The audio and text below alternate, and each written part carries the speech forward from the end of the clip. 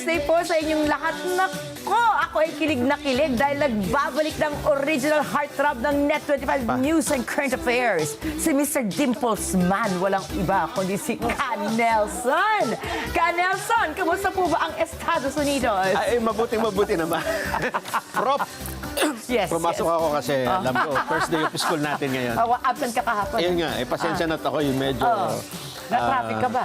Ako ay inaantok pa kahapon eh. Oo. Bakit? Dahil Meron kang jet meron lag? akong jet lag eh. Jet lag Alam ka mo mo? naman, galing ako ng Ilocos Norte. Ay, yun na nga. Oo, malayo-layo. Pagdating ko dito, iba yung oras.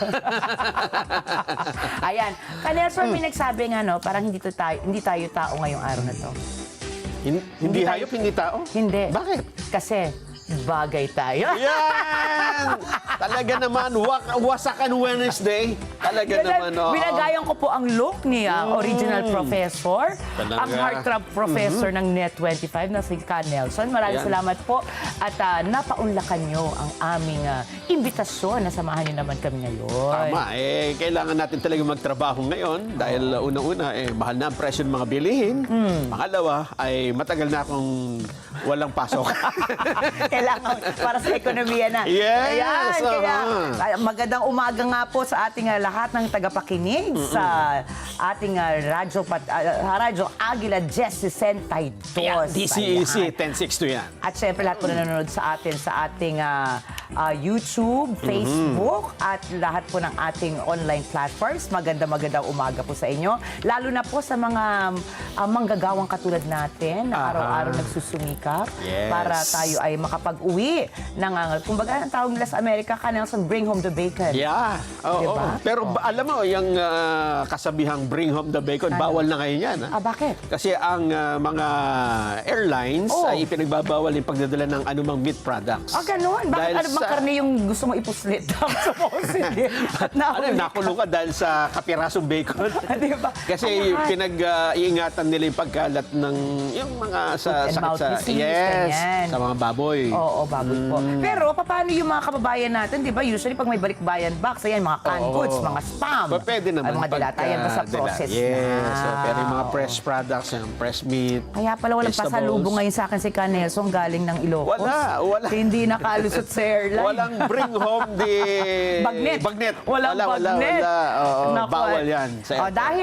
Dahil wala kang pasalubong, ito naman, may pasalubong ako para sa iyo. At Ano para yan? po sa inyong lahat na talaga namang walang sawa pong nakikinig at nanonood sa atin araw-araw. Dahil may super panalo news po tayo ngayon at main character energy sa Maynila. Ayan, sino yan? Ano yan? Personal na pong bumisita sa Manila City Hall ang Chinese actress na si Zhang Yingfei na mas kilala online bilang viral sensation na si Linda Walker. Aba! Kilala ko yan. Oo, ito yung si Wonder Woman, Linda Walker. Linda Carter. Medyo luma. Ayan Ayan pa si Linda Yan Walker? pala siya. Oy, kilala ko yan. Talaga? Magkakabata kami yan eh. Talaga? Naka-Walker par lang yan. Linda na pangalan yan. Nag-text ba sa iyo na darating Ay, siya oo, sa ano? sabi niya, Oh, ayun. Sabi ko, hindi ko naintindihan. Hindi ako nakapunta, hindi ko naintindihan. Asa pala yan? Oh, yung sikat na,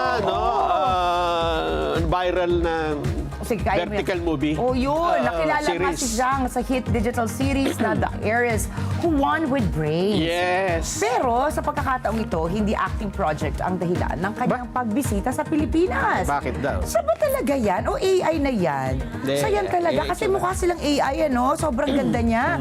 Dinala siya ng Federation of Filipino-Chinese Chambers of Commerce and Industry Incorporated para pangunahan ang youth campaign Education for a Better Future. Ay maalala ko kasi kahapon yata ay Filipino-Chinese Friendship Day. Kaya pinagdiriwang po natin kahapon yan. Kaya bukod po sa advocacy work, nagkaroon din siya ng pagkakataong mag-explore ng ilan sa mga pinakasikat na historical spots sa bansa kagaya ng Binondo at Intramuros. Ayan, marami siyang mga siguro mga kababayan niya na nakita dyan sa Binondo. At saka makita mo yung video, pati sa Quezon City pumunta siya. Talaga ba? Oo, kasama niya si Mayor Joy. Sobrang sikat pala itong si Linda Walker. Hindi nga niya alam na sikat siya rito noong una. talaga? Dahil sa hindi niya alam na Linda, kasi sa version nila, hindi naman Linda Walker. Iba yun. Iba Yung yung pangalan. AI name niya, kumbaga showbiz name niya. Yes. No? Kung kilala yan ni Ka Nelson, ibig sabihin, Kilala ko yan. sikat talaga siya. Mahilig maglakad dyan. Kaya pala Walker. Ang corny na natin. Ayan. Eto naman. Meron mo, kaya mo tapatan yan. Viral din po ngayon ang video ng isang nursing instructor. Nursing niya yung tuturo, ha? Mula sa Camarines Sur, matapos niyang bigyan ng pera. Ba? Bigyan ng pera ang kanyang mga estudyante. Wow. Bilang simpleng celebration matapos ang kanilang nursing duty. Apakabait namang teacher nito. Siya nagbibigay ng pera o si ma'am? Ayon sa third-year student niya na si Shen Ann Guerriela, parang second mom na raw nila ang kanilang instructor na si Vilma Hermojeno. Ang galing namang teacher ni Ma'am Vilma. Hindi lang daw academics ang itinuturo nito, pero kasama na rin ang malasakit, pasensya, at ang tunay na pag-aalaga sa kapwa. Ba, sana naging teacher ko to nung araw, ano? Namimigay ng Magkano merienda kaya eh. binigay, ano? Dagdag pa niya, lagi raw silang kinukumusta ng kanilang instructor at sinisigurong ligtas silang nakakauwi matapos ang duty.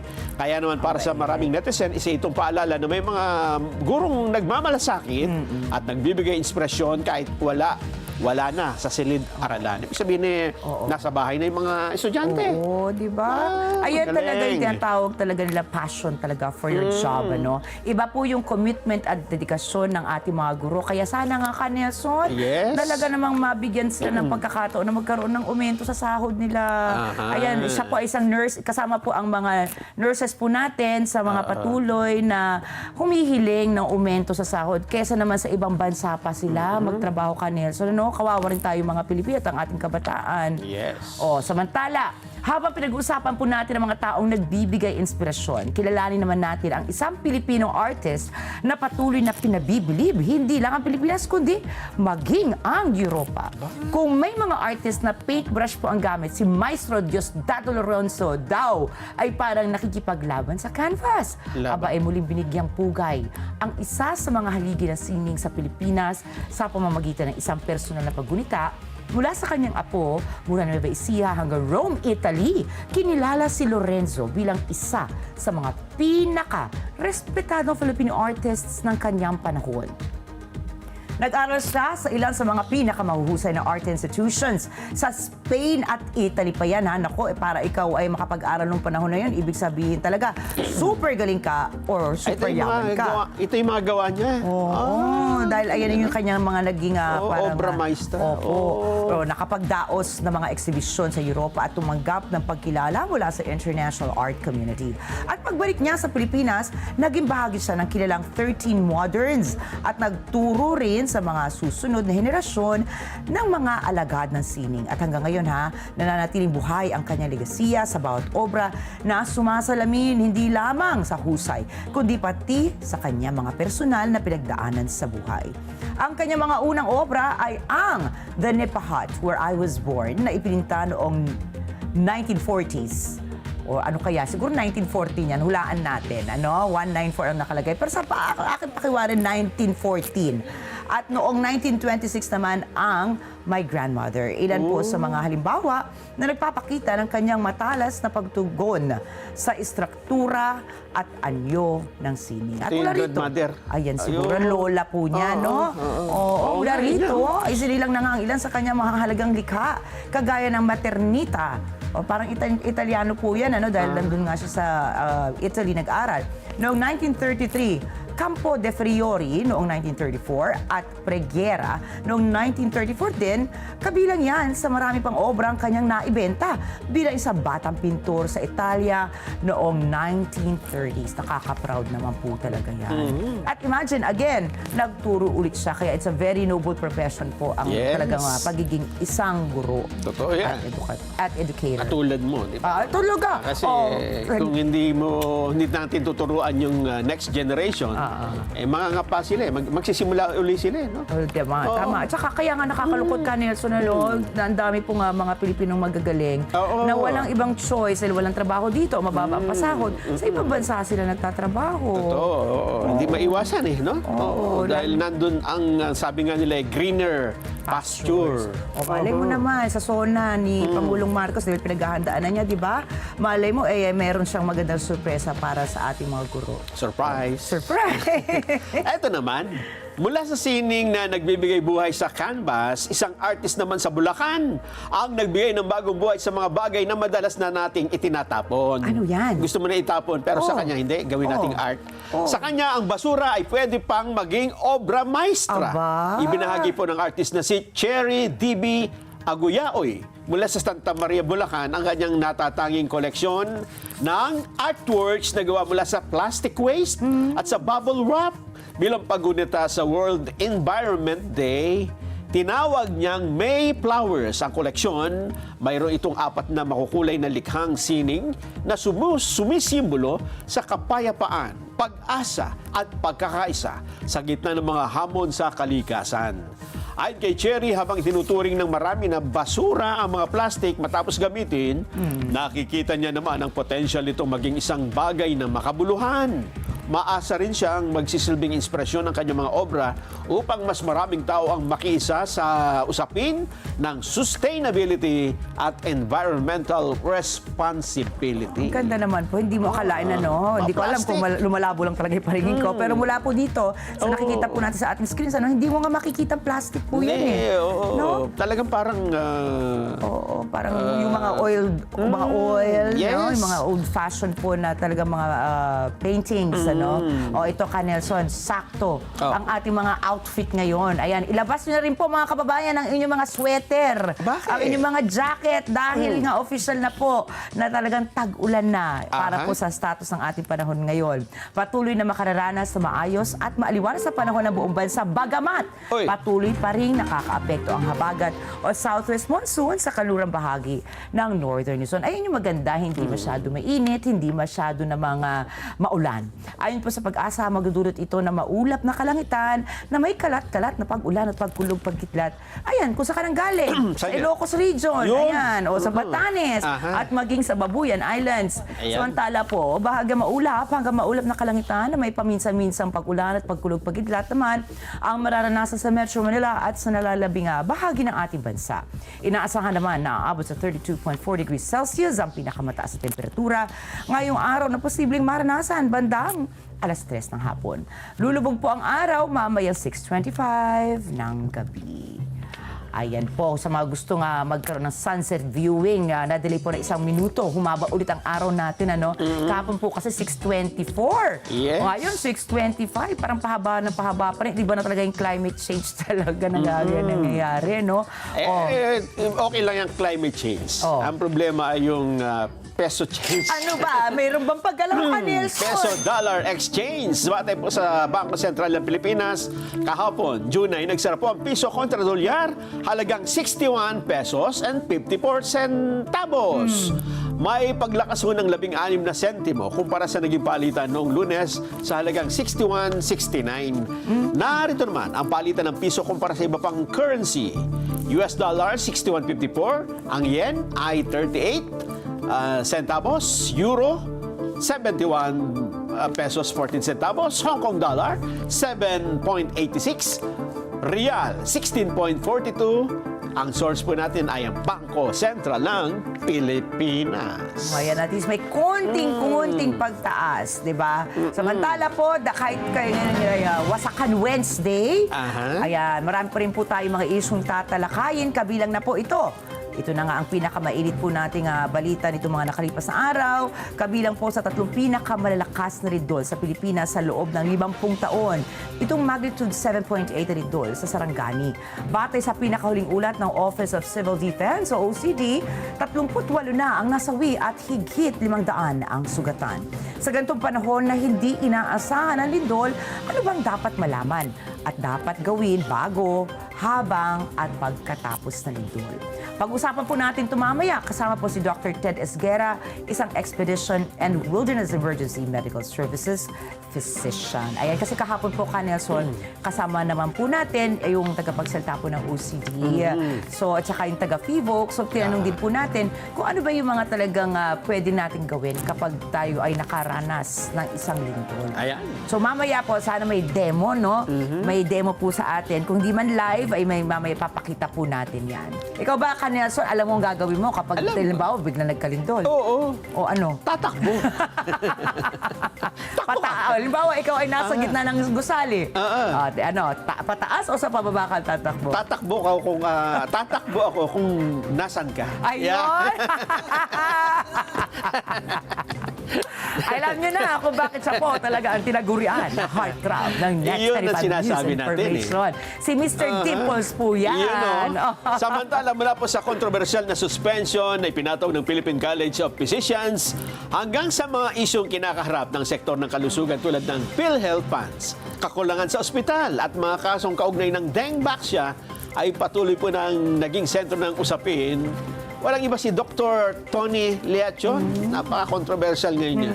Alamin natin ang kasagutan sa mga tanong ng taong bayan hinggil sa kanyang paninindigan, mga alegasyon sa pagbabanta sa kanyang buhay, at ang kalagayan ng healthcare system sa ating bansa.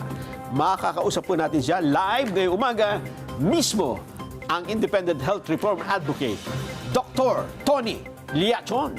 Nako, yan. Isa pa yan, naging controversial nga po si Doc Tony, nananahimik siyang sa dati. Yes. Tapos naging health advocate.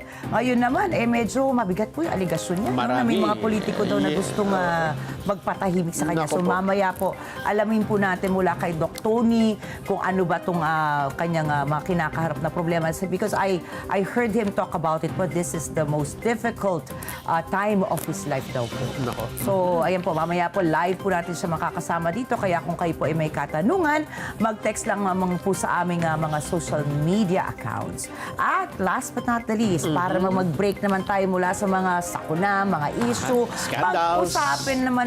pag-usapan naman po natin ang health and wellness. Ayan ang ngayong importante, Miyerkules. ha? At ito po, favorite natin, Canelson. Wow. Dalawang magandang dalagita. Ang ating makakasama mamaya. Ayan. Dalagita, mga 15 anos. Oo, hindi naman mga 18 pa halos. Ayan. Ito dahil po pangkalusugan po ang pag-uusapan. Makakasama po natin ang King's Empire Corporation. Ayan. Kaya naman mamaya ay live dito sa studios na Doc Cecil Katapang, ang ating health and wellness advocate. Wow! Ganda-ganda. Ganda. Siyempre, sabi nga ni Pat P, bawal daw ang pangit dito sa programa. Kaya nga, Kaya at siyempre po, si Miss Sam Garcia, ang CEO ng REH King's Empire Corporation. Ayan. So, kung kayo rin po ay gusto ma-inspire naman, halimbawa kung may iniinda kayong sakit, napakaganda pong pakinggan mamaya ng ating segment. Dahil po, I think marami po tayo mga testimonials. Dahil po sa paggamit ng mga produkto ng King's Herbal and REH Corporation. Hindi lang yun. Huwag mo na hintayin magkasakit ka. Wag na. Kaya pwede mo nang Oo. i-prevent yan eh. Ayan. Kasi yan ay supplements eh. Ang mga Ayun vitamins. pala. Pagka hindi ka nakakain ng maraming gulay, prutas, Oo. mag-take ka niyang King's Herbal. Ayan nga. I do that eh. Talaga po ba? Oo. Di ba ikaw hindi ka masyadong Hindi. nakakakain ng gulay? Ay, hindi. Paborito ko pang gulay. Anong gulay ang paborito mo? Basta lahat ng nasa pakbet. Lahat na nasa pakbet at saka lahat ng nasa kapaligid sa bahay kubo. Ayan, bahay kubo. Paano nga ba yung bahay kubo ka, Nelson, ulit? Paano ba? Ano yan eh. Namiss namin ang iyong singing voice eh. Meron dyan singkamas eh. Ayan po. Maraming po tayong pag-uusapan ngayong araw na to. Wasakan Wednesday man. Wasakan. Samahan niyo po kami dito. Pero para gawin po- nating masaya. ha? Yes, marami masaya kasi Wednesday. na sa mga nakakausap ko, Opo. minsan iniiwasan nila na yung mga balita eh, dahil Ayun sa na nga. nakaka-stress daw eh. Oo nga. Eh, sabi ko, i-try nyo yung Net25. Ayan, Lalo oo. na yung ASPN. Oo. Kasi bukod sa hindi namin ini-stress ang tao, pinapasaya pa namin. Diba? Ay, Yan, so, oo. kumbaga sakto lang. Saktohin lang natin. Ayan po ha. Tamang-tamang information. Ayan. Yun lang, oo. Samahan niyo po kami ni Canelson ngayong araw na ito. Wala pong bibitiw dahil magbabalik pa rin ang ASPN. Ano sa palagay niyo?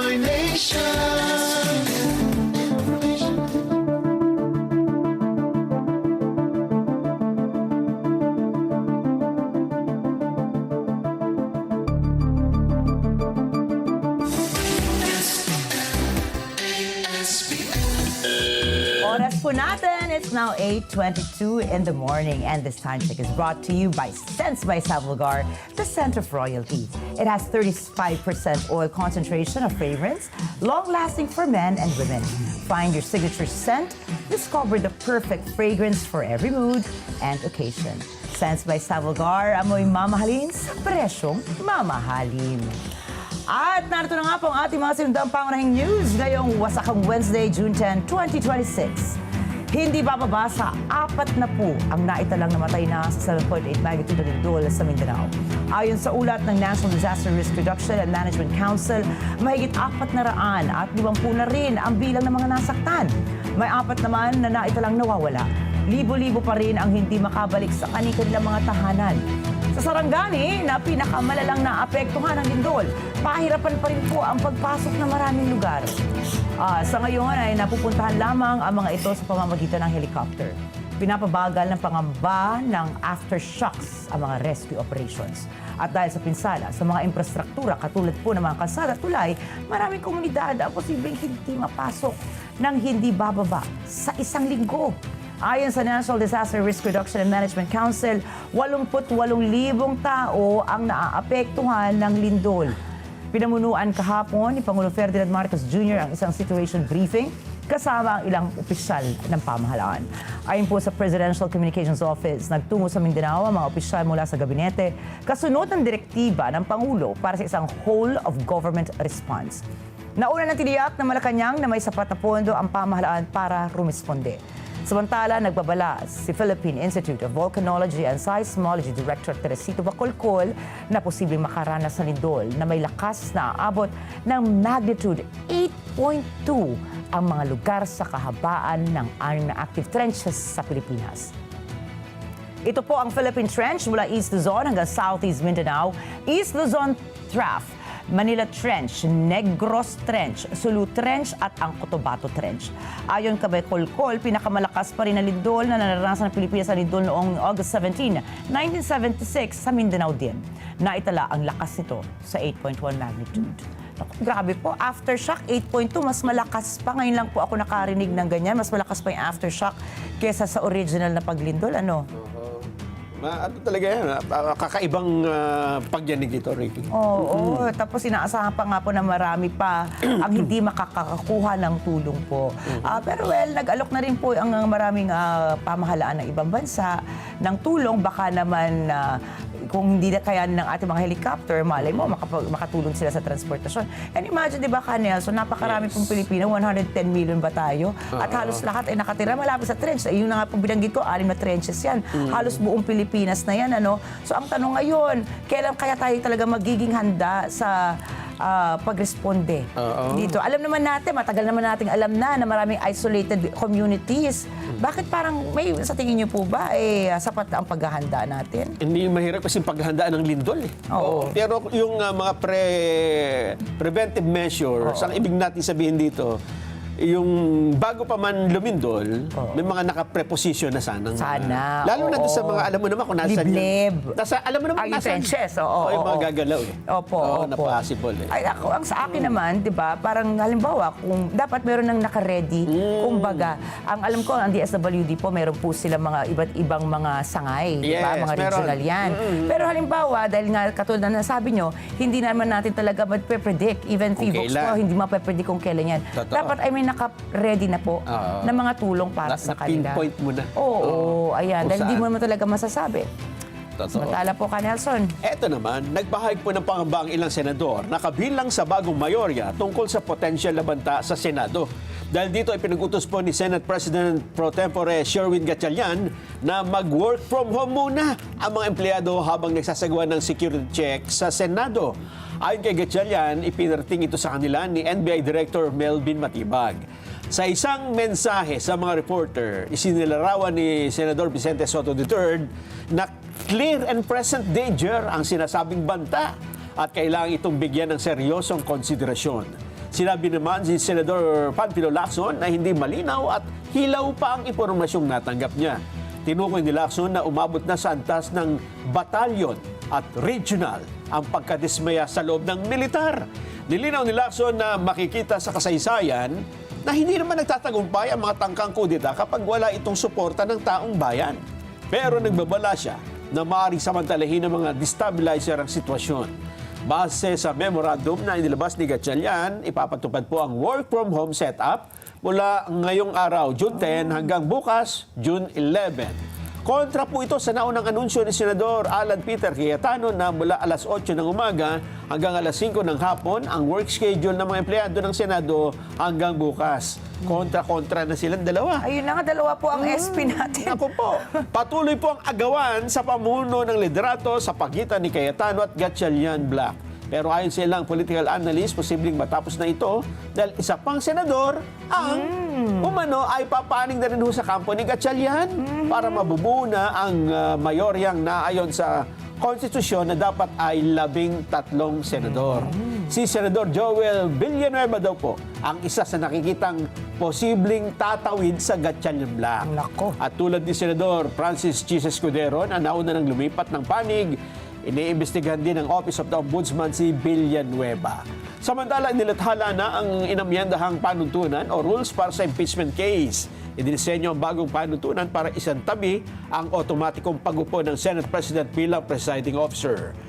Dahil dito, opisyal ng otorisado ang Senado na maghalal ng bagong presiding officer ng impeachment court. Oh. At nakatakdang tumayo sa susunod na buwan. Aba, talagang pinalitan nila. Oo. Inilathala ang Senate Resolution No. 48 sa mga pangunahing pahayagan kahapon.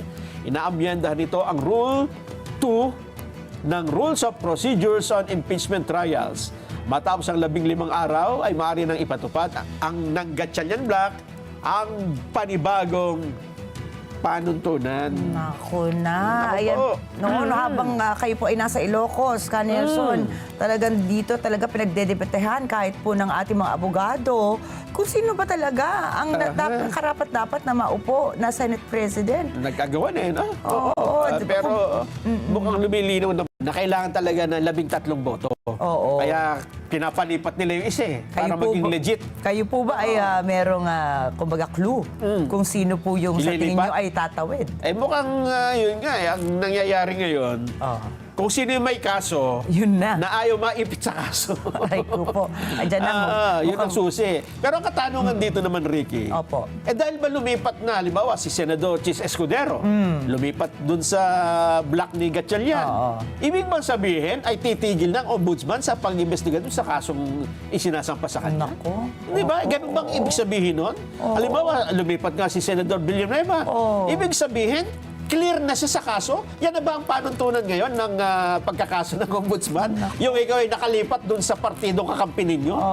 Parang ganun ang nangyayari. Di ba? Ayun Hindi nga mo eh. maganda yan sa pananaw ng mga karaniwang mamamayan dahil ang katarungan ba dito sa Pilipinas ay depende kung ano ang political party na Ayun lang, oo. pinagbibilangan mo. Parang ganun eh. Parang di ba? ay na nga, parang nakakalungkot po kasi ang Malungkot dami po talaga yan. nakatutok dito sa mga investigasyon na gagawin ng Senado, ng mga senador natin. Pero sa halip na parang transparency and accountability po yung makukuha po ng taong bayan, para pong political arithmetic na lang yung nangyayari. Ano? Nagiging talagang purely 100% politika na lang. Naku, ha? nakakalungkot nga.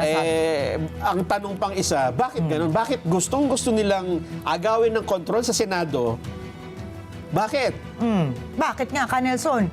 Baka ayaw nila talagang malinawan yung flood control dahil nung silang may hawak sa Senado, 9 na buwan na walang investigasyon eh. At ngayong mag-iimbestiga, nagsimula na ng investigasyon, isang hearing pa lang, gusto na nila kunin uli. Ibig sabihin, ayaw talaga nila. Di ba? Ano pa bang magiging iba yung conclusion dyan? Na anong motibo at gustong-gusto nilang yung control sa Senate ay nasa kanila. Oo. Ito nga, Nelson, di ba, in fairness naman sa ating mga dati mga senador, noong mga panahon ni Jovito Salonga, Yes. na Mirab Defensor, kahit paano, masasabi natin may delikadesa, at least for the optics man lang. Yes. Di ba, optics man lang, hindi po yung lantaran na Yes. ganito ngayon. Ano. Pero, in any case... Ito pa, Opo. dagdag ko lang. Yes po. Ang kaibahan, mga kababayan, nung panahon ni na Miriam Santiago, Ayan. ni Kahit na sabihin mo, Enrile pa eh. Salonga, at panahon ni kung sino-sino pang mga sinasabi natin matatagal ng senador, wala hong bilyong kinurakot noon, wala hong mga maletang kinuha, walang pinag-uusapang dapat na imbestigahan ng Senado. Pero ngayon meron eh. Doon nahati ang Senado eh. Doon sa paksyon na mag-iimbestiga kami at dun sa paksyon na hindi, huwag na tayo mag-imbestiga. Okay na yan. Oo. Yan na ho ang naging hati ngayon ng Senado. Nung araw na meron tayong mga statesman talaga, walang ganong pinag-uusapan. Oo, parang nakakahiya Oo, di ba? Parang sila na totoo. mismo yung mahihiya Yun sa ang sarili nila. sinasabi natin. At saka, sa pagkakaalala ko, kapag po merong isang statesman dati na nagkaroon ng kaso, may delikadesa siya to Ay, step oo. down already, Yes, di ba? oo. Hindi na yung hihintayin na parang talagang hihintayin na talagang i-push siya na magpumili ng isang posisyon na kahit na hindi na maganda sabi na nga lang natin optics na nga lang kumbaga po para lang sa kapakanan na lang ng taong bayan na makita na may umiiral pa rin tayong Senado Totoo. Well, at in any case po sa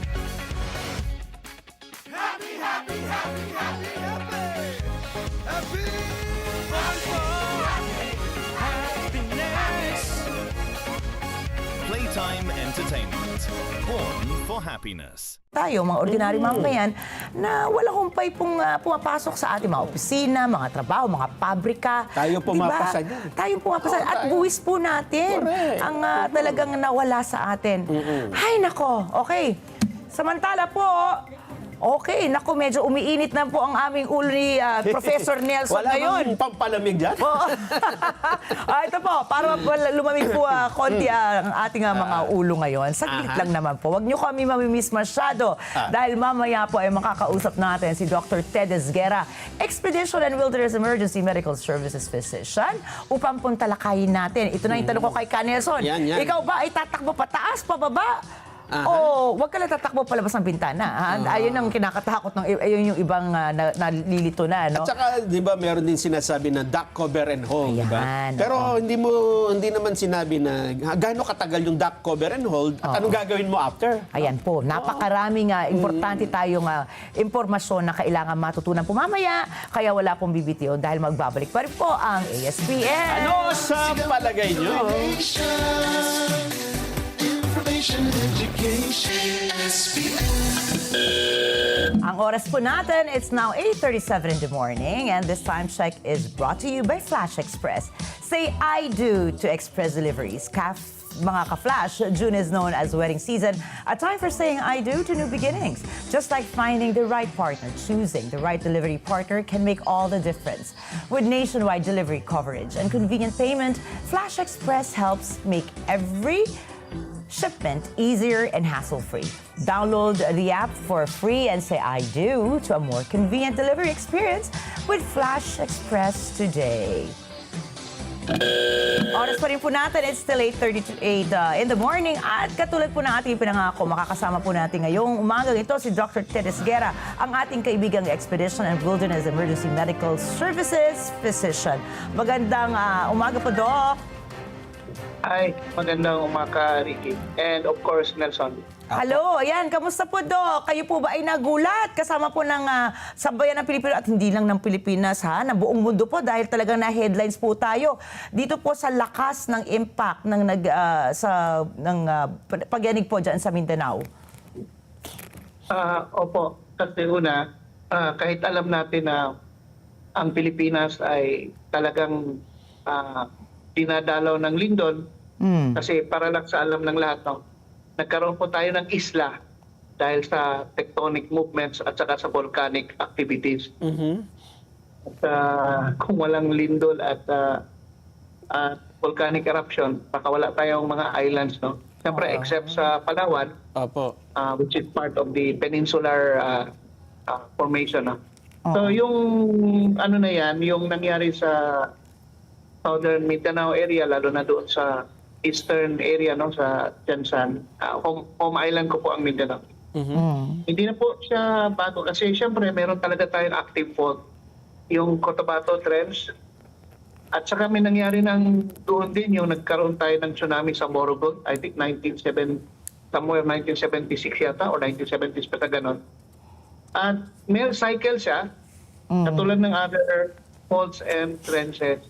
So anytime, no, pwede siyang pumutok. Wala pa naman tayong CNC na to directly inform us na on this exact date ay magkaroon ng lindol.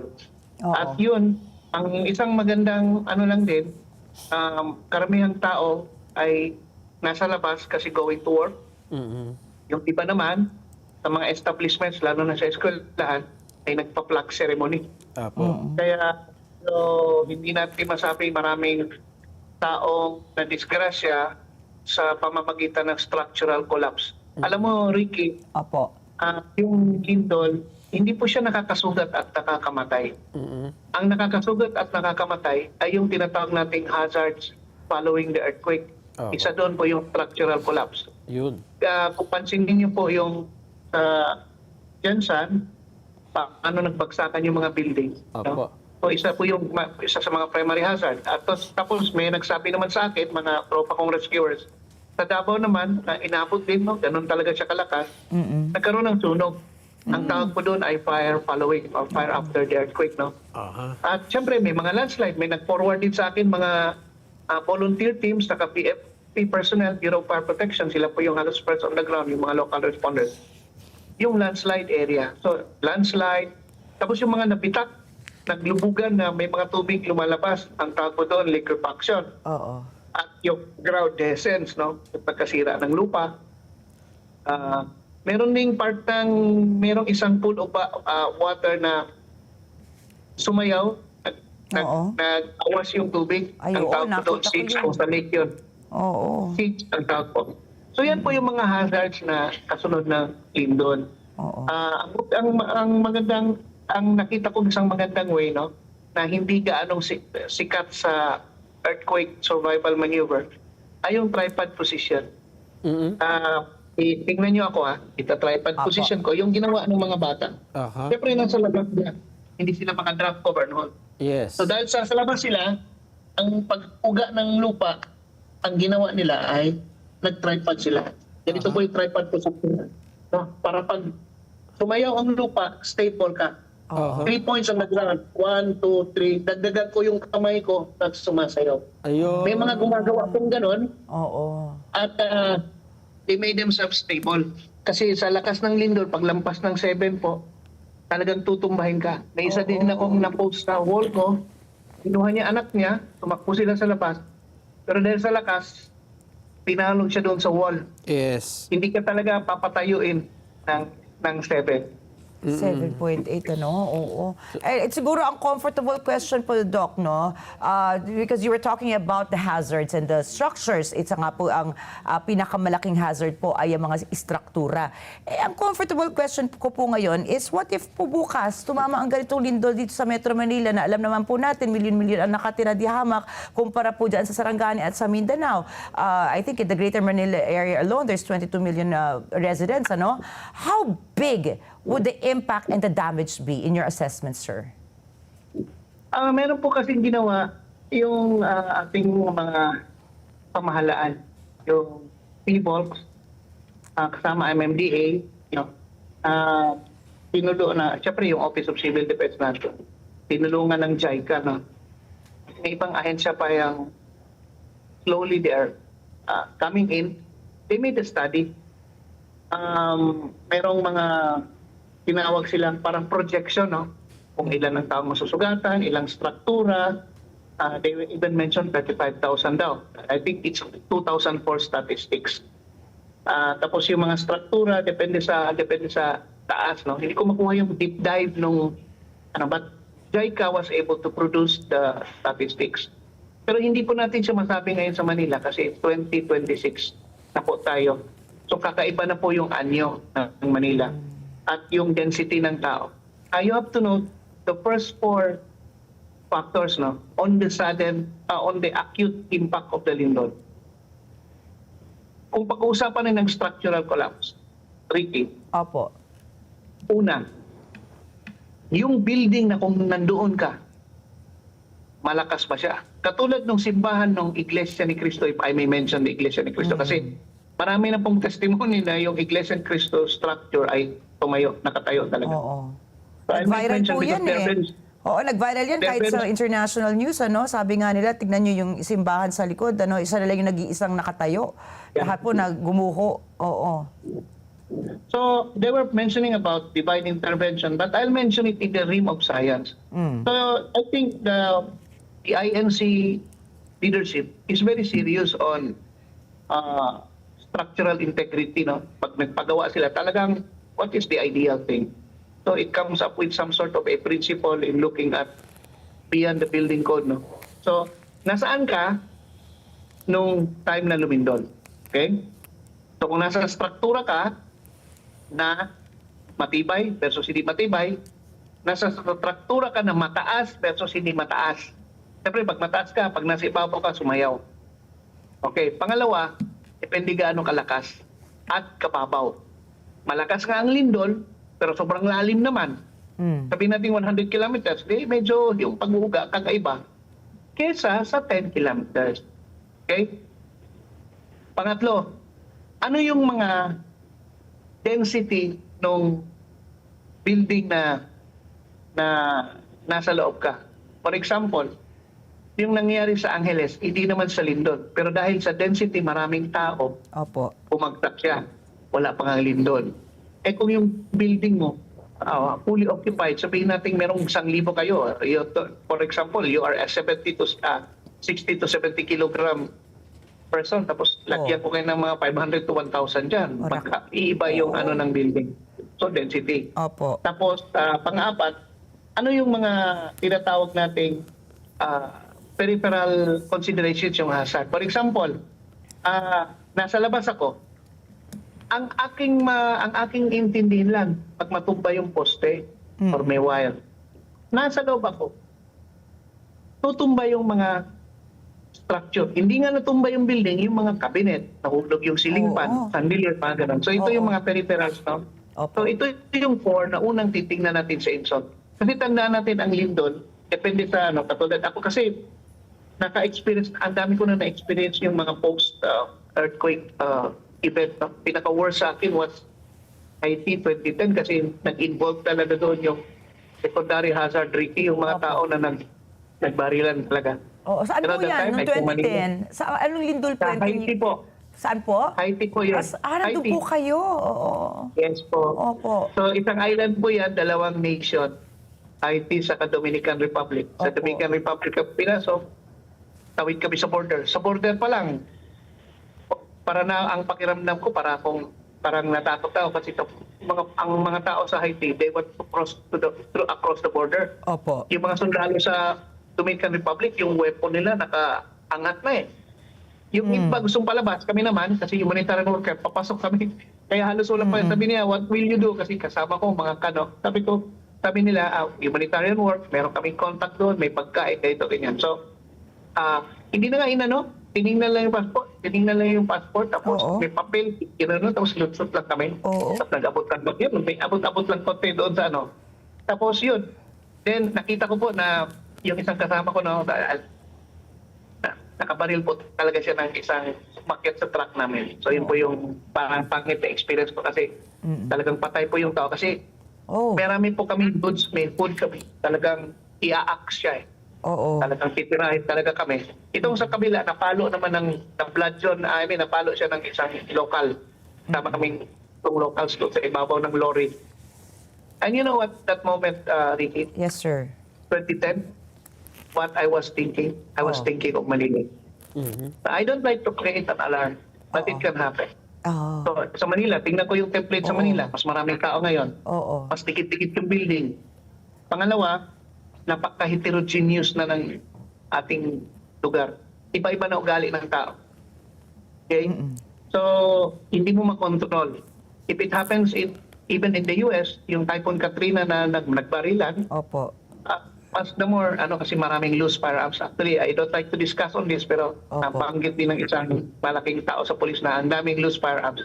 If those loose firearms, ilalabas mo yun day after the impact, just to loot or to get food or what, there will be a big problem. Yun yung tinatawag na the succeeding hazard from the first hazard. So, I don't like the lindol, lalo na malakas, at nag-create ng damage. Kahit sabihin ko ang structural damage, Ricky, sabihin ko lang 30 to 40%. Hindi na po siya maganda kasi clog roads, matatrap ka. If I'm in the center of Manila, you have to remember, pag wala na akong kuryente, susunod na yan tubig. Nako. Po tayong tinatawag na the rule of 3 of survival. 3 seconds with a stupid decision, you can die. 3 minutes without oxygen, you can die. 3 hours in an extreme environment without shelter, you can die. 3 days without water, you may die. Oh? 3 weeks without food, you may die. 3 months without social support in a massive disaster, Oh. you may perish. So, yung 3 days doon, karambola yung tao kasi wala ng tubig. Oo. Anong gagawin? Manila, kumukuha tayo ng tubig galing labas. Yung mga roads, pag naklag yun, galing labas yung pagkain, mag-choke yan. Kasi una, bridges might fall, buildings might topple over the roads, traffic yung sasakyan, kasi marami kagulo yan. Opo. Ano na ang movement ng mga primary goods natin, ano na yung mga kailangan sa pagkain. So, yun na, problema. Tapos, patay pa ang telcos. Wala na. Oo. Ang tao, alam mo tayo, we are the kind of animals, we're so dependent on power. You remove electricity from man, believe me, it's not gonna live long. Opo. Pag nawala yan, sunod, ang daming mga utilities, critical utilities ang susunod na. And that's gonna create a chaos. So, ayoko po maging alarmist. Opo. Parang ako bilang isang doktor, pag Opo. sinabi ko po ito yung cancer, hindi ko po pwedeng sabihin cute yun. Oh, this is how we will treat it. We have to treat it aggressively, surgery. So I have to look at cancer as is. So I would like to look at the scenario as is, na ang Lindon, katulad nangyari sa Jensan, if it happens in the center of the city, the more there is a big problem. Because, una, Manila is the center of trade, commerce, education, even governance. Isipin mo, patayin mo yan. Oo. Ilipat ko, kunwari, kung yung Yolanda, nangyari sa Leyte, ilipat ko sa Manila. Mas grabe yung drama. Kesa tumama lang sa Tacloban. Do you understand me, Ricky? Yes, sir. Same with Lindon. Paano tayo babangon? Ngayon, it takes time bago yung mga Southern Luzon Command or Luzon Command to come in. How many air assets we have na high payload helicopters to, Yun na nga. make things fast? Yeah, oo. Ang culture pa natin, hindi tayo ganon.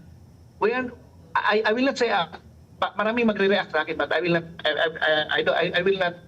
apologize na lang muna. Hindi po tayo ready country. Because it's not really integral sa education natin. Hindi tayo katulad ng Switzerland, Taiwan, Japan. Oo. Yan sila. Talagang Israel, kasama sa doktrina. Oo. Tayo wala, as in zero. Oo. When I was studying in Singapore, itong mga apartments, ang ibaba niyan, yung tenement na yan, yung ibaba niyan, are shelters, air-raid shelters. You have books there how to prepare goods. When I was in South Korea for a study, subway systems, they even have hospitals. Taiwan, wow! You know how many air-raid shelters in Taiwan? Sabihin ko na lang, 118,000. 118,000, a very small island. Oo. It can house, 118 na, Ricky. Opo. It can house all Taiwanese. Isasama ko pa yung 120,000 Filipinos. Yun. That's a ready country. Tayo, do we have? Wala. Eh, pati nga po. Ang ating building natin, Ricky, Opo. we are into aesthetics. Ang daming palawit-lawit. Ito yung mga bumabagsak. Lumabas ka ako. Bagsakan naman ako. Kasi, aesthetics hindi katulad ng Japan na ginawa nila yon. Pag iyanit ng building, walang halos mahuhulog. Kasi part of their construction, when they construct the building, is how the building will play and nothing should fall. Additional fall, whatever. So, paggawa ng building, kasama, ano bang hazard? Yes. I'll give you one structure sa Pilipinas na ready. Nang ginawa ang Veterans Hospital sa Quezon City. Are you aware of that? Hindi po. Familiar with the veterans? Okay? Opo. Hospital. Okay, yung Opo. malaking golf course. Nang ginawa po yan, ni-ready po yan, ginawa po yan para sa gera. So kung ikaw naka-helicopter, yung veterans po, makikita mo, para siyang spider. Hospital. Ang ganda pagkagawa. Kasi in case bombahin yung isang ward, hindi damay po ang hospital. Makukonfig kasi merong corridor, long corridor. Lindulin mo yan, hindi mo papapagsak yan. Sobrang tibay po yan pagkagawa. That is what I mean by a ready structure. Oo. Because they thought, babombahin to, dapat mag-withstand. Ang ating building ng ginawa, wala sa psyche natin na ring of fire ang Pilipinas. Basta ginawa mo lang. Nag-comply ka konti, but he did not give a leg room to make it more sturdy to hit a very strong earthquake. Nag-isip ka nga. Ang dami mo naman palawit. Ang dami mo mga glass, whatever, pangpaganda sa building, may magpalawit-lawit gano'n. Oo. just want to appear nice, but not considering that all these things na lumalabas doon, nagka-usli, that pose a hazard. Another thing, dahil wala kang earthquake preparedness psyche, Oo. gawa ka ng building, gawa naman, lalo na yung mga compounds natin, no? Gawa ng panibagong building. Saan mo dadalhin yung mga tao nag-evacuate sa labas? Oo. They're in 2 buildings. Now, we have a witness during this earthquake na how the school in Matanao fell. Buti na lang ang mga estudyante at layo sa building kasi nasa flag ceremony. Pero Doc, Kung ilapit ko yun, yeah. kasi Yes. ganito kung titingnan natin yung mga posibleng mangyari, una, madidepress tayo dahil No. sa yung ang flood control, hindi natin nagawa Ito pa ito, earthquake control, di ba? Oo. Ito na lang siguro, ano ang pwede natin gawin, yung within our control today, para mangyari man yung malakas na namang lindol na yan, The big one nga, the di big ba? one or... The big ones. Ang dami. Oo. para ngayon pa lang, di ba? May anumang oras dumating yan, at least meron tayong pang Protection sa protection. sarili natin. Kaya prepare tayo, Doc. okay. Ayaw ko banggitin na negative, no? Apo. Kasi whether we like it or not, in any forms of lima po yung bagay na darating sa tao na Yes. ikakasawit. Yung mabilisan na sudden great terrible illness, heart attack, stroke, criminality, terrorism, major disaster call out like this one, and then aksidente. These things, hindi po natin na makakalibrate. Babalikan ko yung tanong mo, paano natin ma-ready? Now, I will tell you, Sir Nelson and Ma'am Ricky, make it personal to you. Opo. If the surrounding cannot offer you an easement or isang lugar na open to evacuate, ikaw mismo mag-design. Aha. If the environment is not conducive or not helpful for your survival maneuver, gagawa kang paraan. Ginawa ko po yan.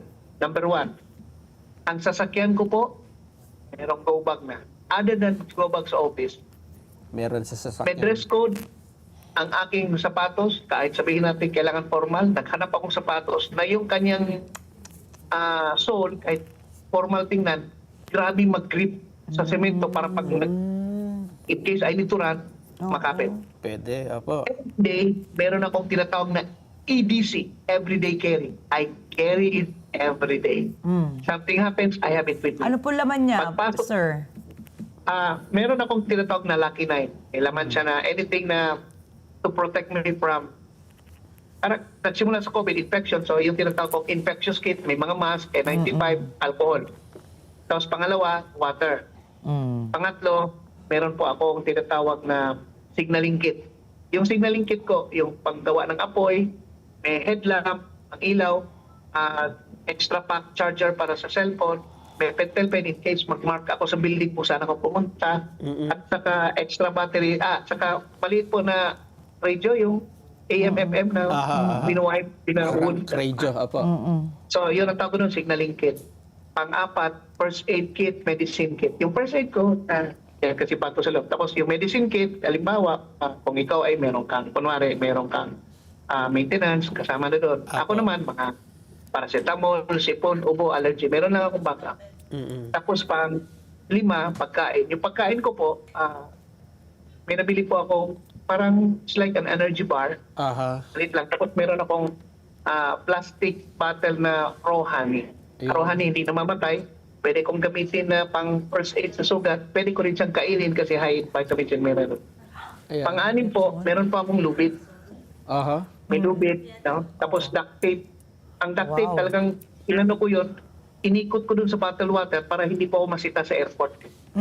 Tapos pang-pito, hygiene kit. Yung toothbrush, toothpaste, lotion. Tapos, tama, pang-walo po yun, ang pang-pito ko ay extra damit. Oo. Yung damit ko po, may pang-ibabaw na light colored, na madali lang siya, quick dry na long sleeve. Tapos yung mountaineering na manipis lang, na long pants. Kasi long pants kasi pag napunta ko sa evacuation center, buhay nga ako. yariin naman ako ng mga lamok na may dengue. Nako, Hindi namatay ako. Doc, Long grabe pants pa lang, Doc, grabe pa lang emergency disaster kit mo, no? Yung grab bag ng mga bata, napakaliit lang. Kumbaga, sa iyo pala talagang kumpleto na. Pwede ka na mamundok, kumbaga, pag nagkaroon ng lindol. Naku, Doc, napakarami pa po namin katanungan, kaya alam po, kulang na po tayo sa oras ngayon. So, alam po naman natin, well, unfortunately for us Filipinos, ine-expect na po natin, inaasahan na natin na magkakaroon pa po ng mga sakuna. We don't want to be fearmongers, as you said, ano? Kaya lang isa reality of life po, dahil nga nandito tayo sa Ring of Fire, Pacific Ring of Fire, at yun na nga, katulad po ng inyong obserbasyon, hindi tayo handa. Ang pamahalaan natin, unfortunately, hindi handa. Sabi nga, ang lindol daw po ay isang sakuna na hindi mo talaga mahuhulaan, pero ang pinaka-the best dyan ay paghandaan. So marami pa po tayong tatalakayin, Dok. Sana po ay masamahan niyo po muli kami para po magkaroon pa po tayo ng pagbibigyan ng impormasyon sa ating po mga kababayan, Dok. Thank you so much, Doc Ted. Yan po, mabuhay po kayo. Hanggang sa susunod po, mabuhay po kayo, Doc Ted Esguerra po, ang ating Expedition and Wilderness Emergency Medical Services Physician na suke. Nako, yan na. Hindi natin natanong tuloy, Ka Nelson, kung ikaw ba tatakbo pataas, pababa. Pero ang alam ko po, dock, cover, and hold. So, dock, cover, and hold po muna tayo. Tapos, kapag nawala na po yung pag-uga, that's the time po, i-check natin kung saan ba mas mabilis pagbaba or pagtaas. And then, we have to wait Decide. for help. Wait for at saka situational din po kasi siya. Pero halimbawa, pag may nakita po kayong lamesa, kasi nga parang dyan po nangyari sa Mindanao, meron po doon na sumut sa ilalim ng lamesa. Kumbaga, bumagsak na yung building, pero nakasurvive po siya. So, ayan. Tapos yung mga kababayan po na natin na mga motorista, itabi muna ang inyong mga sasakyan hanggang makalipas na po ang paglindol. Ayan, nandaya pa po natin pag-uusapan, Ka Nelson, pero mamaya po, ito naman, mainit-init din pong pag-uusap dahil mula po sa pagiging isang doktor, Ka Nelson, sikat ito lalo ng pandemic no? Aba, meron po siyang kinakaharap ngayon na mga legal battles naman. Kaya po mamaya ay makakausap po natin si Doc Tony Liachon, Independent Health Reform Advocate, sa pagbabalik pa rin ng ASPN. Ano sa palagay niyo? Ang sigaw ng Pinoy Nation. ASPN. Ang oras po natin is now 9:04 in the morning. At katulad po ng ating pinangako, makakasama po natin ngayon ang napaka-controversial, Ka Nelson. Dati ito'y tumutulong po sa atin ng panahon ng pandemya. Pero po ngayon, ay sana po ang laman ng balita. Walang iba po si Doc Tony Liachon, Independent Health Reform Advocate. Good morning, Doc Tony. Good morning, Ricky, and good morning, Nelson.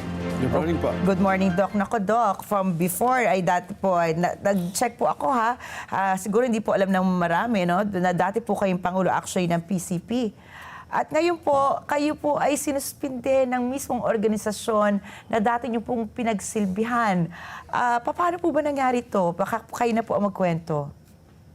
Well, because nag-testify ako sa Deng Baksha sa Senate hearing and sa Congress hearing, and then also sa criminal courts in Quezon City.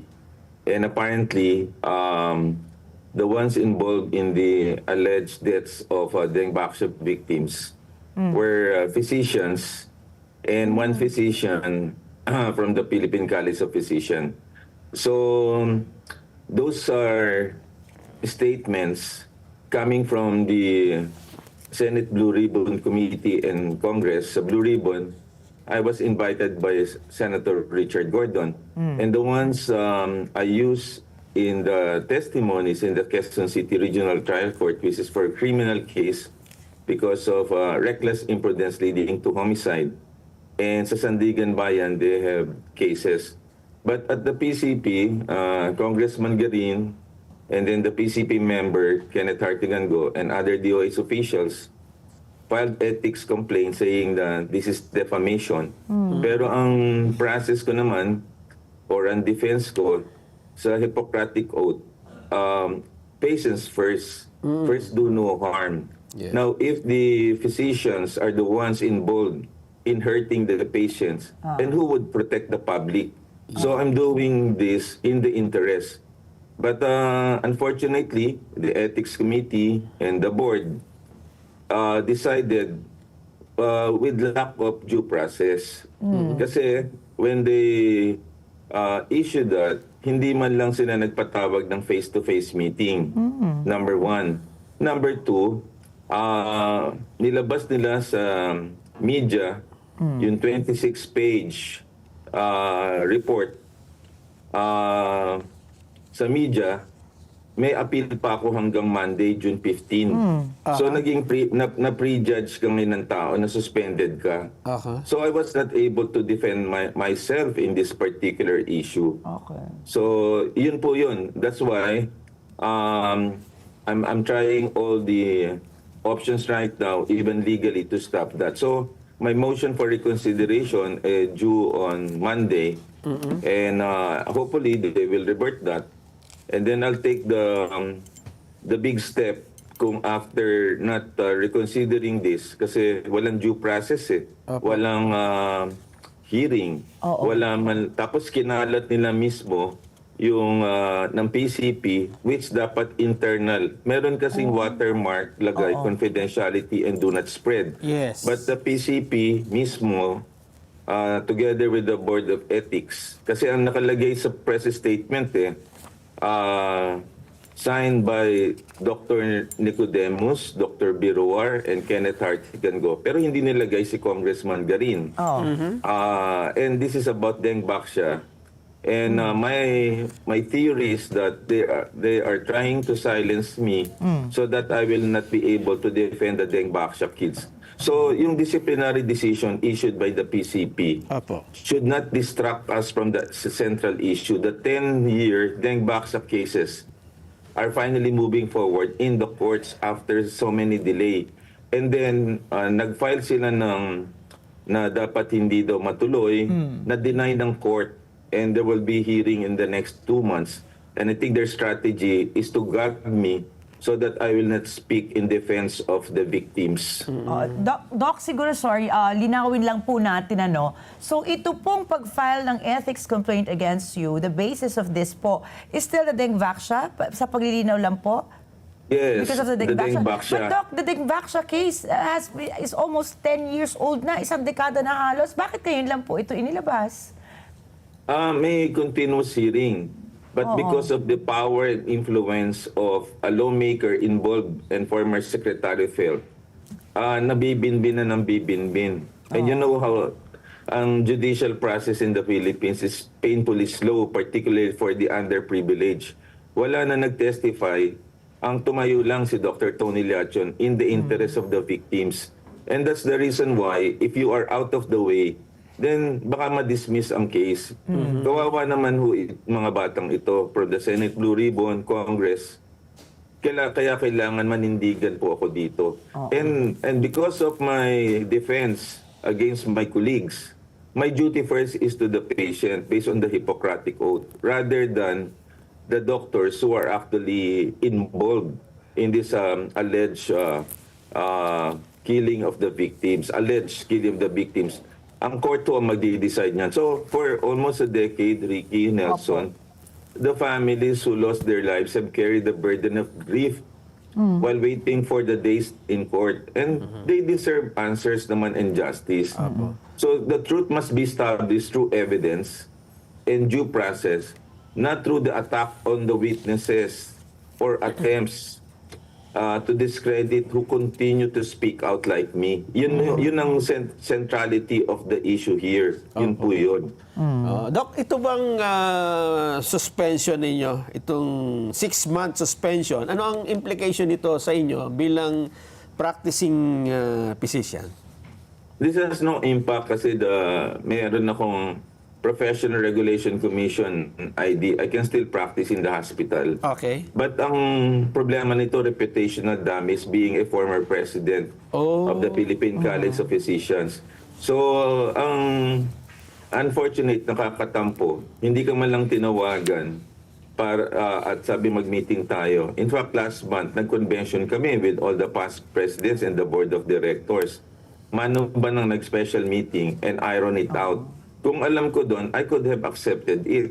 Pero what happened ngayon, binigla ako.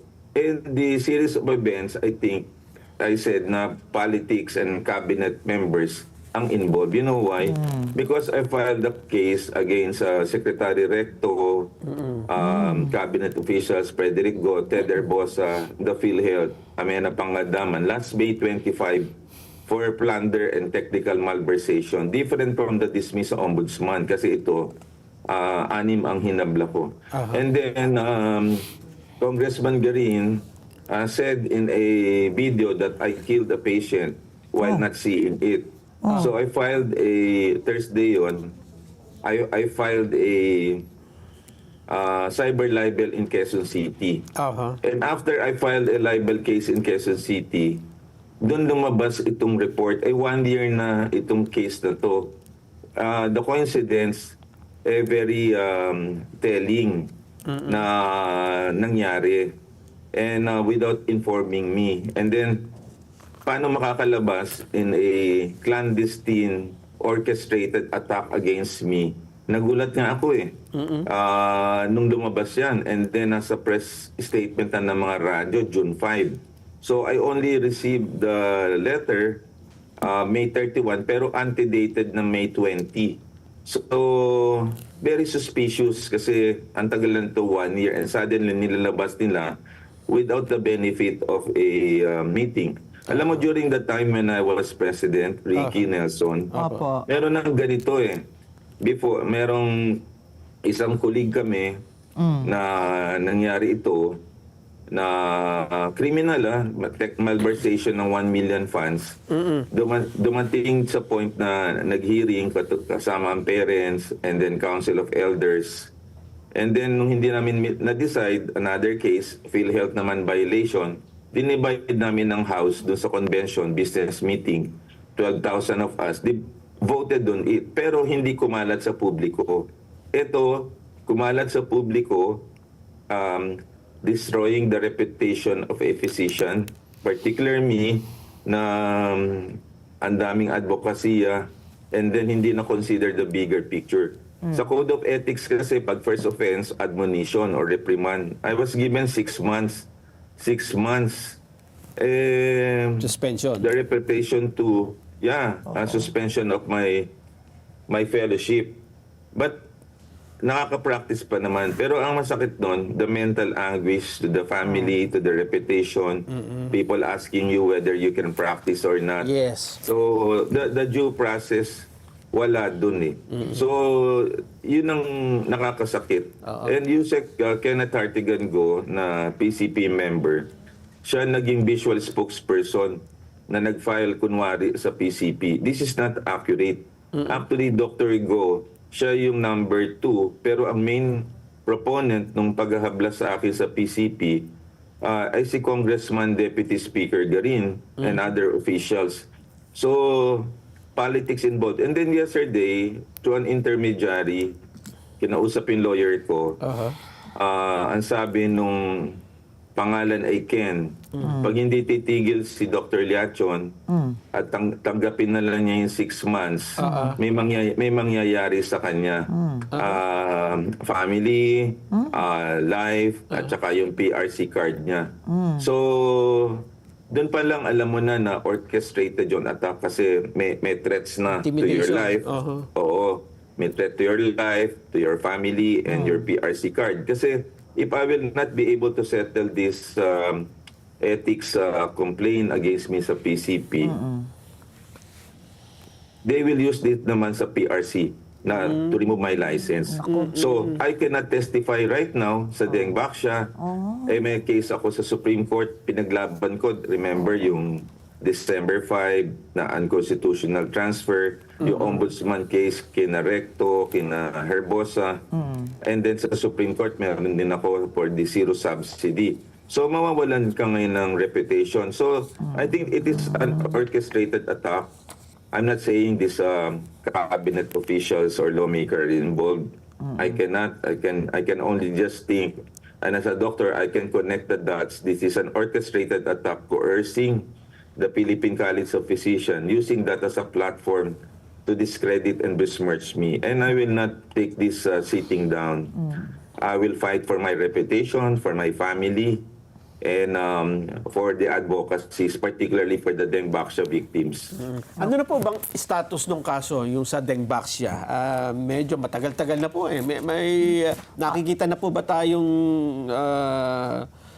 pag-asa na ito ay mareresolba sa lalong madaling panahon? Wala pang closure no, Colonel? Sa Sandigan Bayan, nag-a-advance sila na ngayon, nag-hearing na sila. Yung sa Quezon City, I think in the next July or August, they will set a hearing already. Opo. And ako yung primary witness or defense of the victims. Na-deny yung kanilang Motion. ibig sabihin, motion for by the RTC Family Court. And that's the reason why they're trying their best to gag me and to besmirch me, yung katulad ng sinasabi ni Congressman Garin na pumapatay ako ng mga pasyente. And I will not take that thing down. So nag-file ako. And then pag-file ko, lumabas itong PCP. 1 year na ito nakabinbin. Diba? 1 year na nakabinbin itong case kasi nag-hearing last year. Tapos pangalawa itong hearing na ito. Ako, ito, Doc, kayo po ay nagbitiw ng napakabigat pong aligasyon na may 3 politiko na nais kayong patahimikin, ano?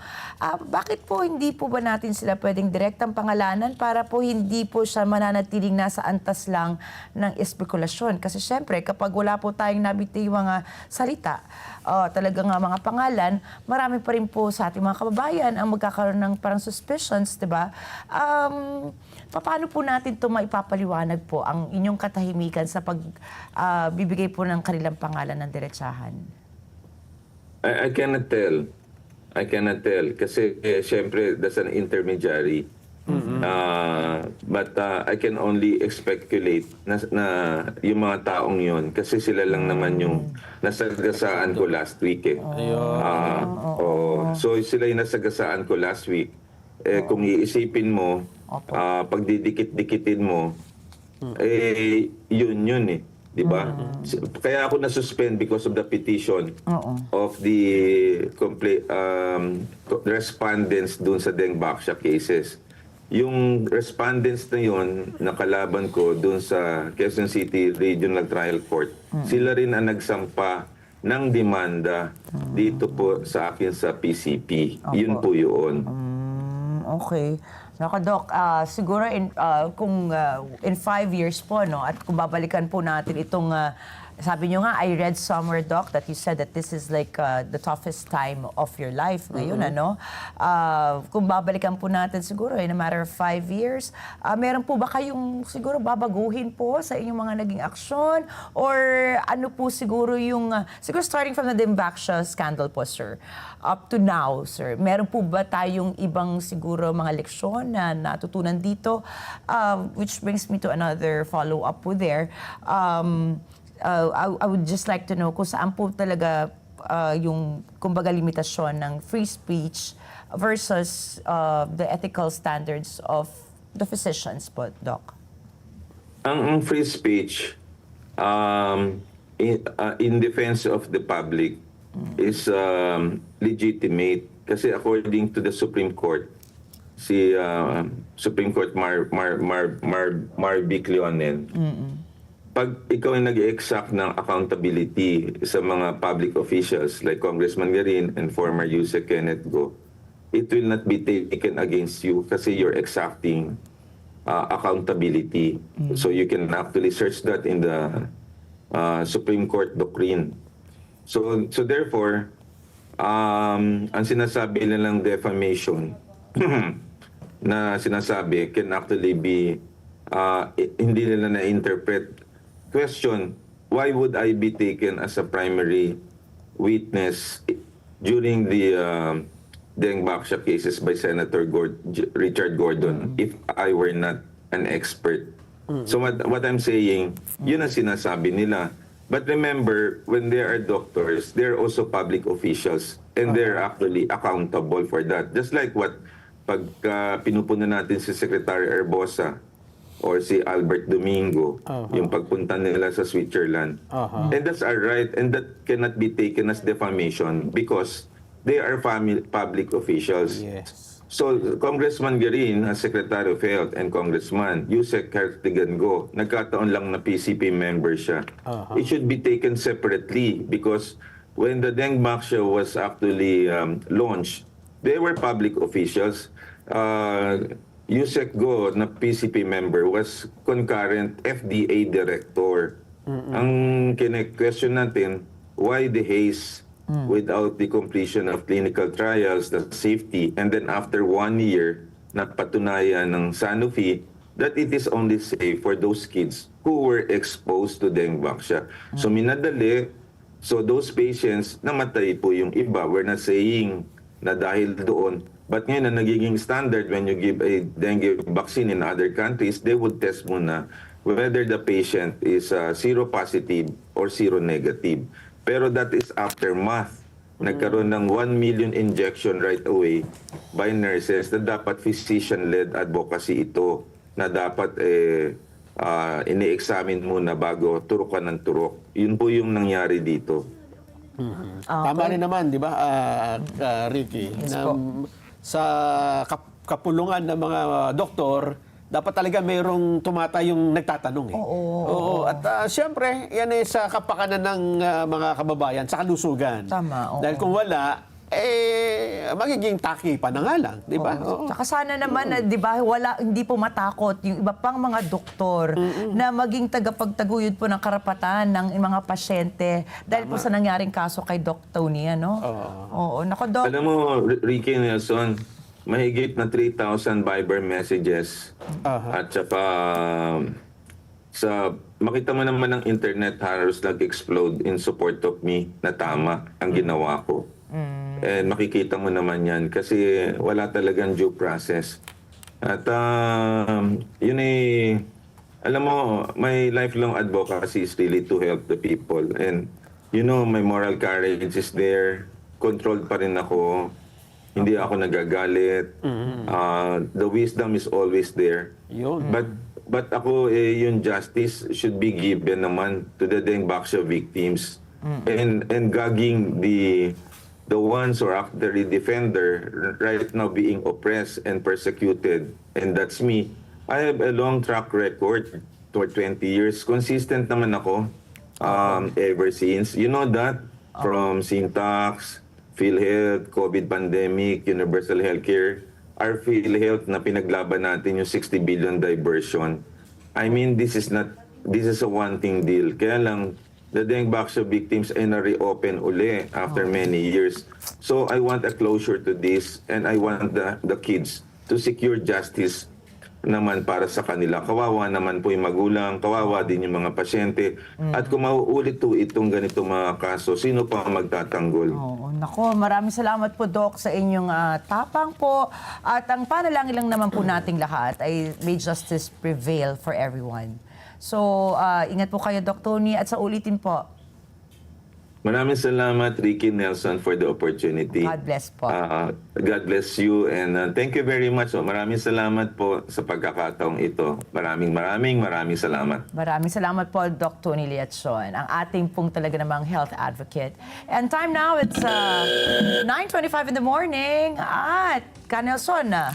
Eto muna, Ricky. Ilang bahagi po ng Glan Sarangani ang nakaranas ng malawakang pinsala na dulot ng 7.8 magnitude na lindol. Yan po yung mga bayan ng Alabel at Glan sa Sarangani ay nagdeklara ng state of calamity dahil sa pinsalang dulot ng lindol. Naroon pa rin po ang ating Net25 reporter, si Erlo Bringas, para ihatid sa atin ang pinakahuling sitwasyon doon. Erlo, Magandang umaga, Nelson and Ricky. Nakaranas nga ng malawakang pinsala at nagtumambad ang mga malawakang naging pinsala ng pagyanig ng magnitude 7.8 na lindol dito sa bahagi ng Glan Sarangani na may epicenter sa karagatan malapit sa Sarangani Province noong Lunes. Kabilang ang Glan sa pinakatinamaan ng sakuna kasunod ng pagguho ng mga kalsada, pagkasira ng mga gusali at pagkaputol din ng ilang serbisyo. Sa pinakahuling ulat, ilang bahagi nga ng mga kalsada dito sa Glan ang nagtamo ng malalalim na bitak. Magpatuloy ang assessment ng mga engineer at local disaster officials upang matiyak ang kaligtasan ng mga residente.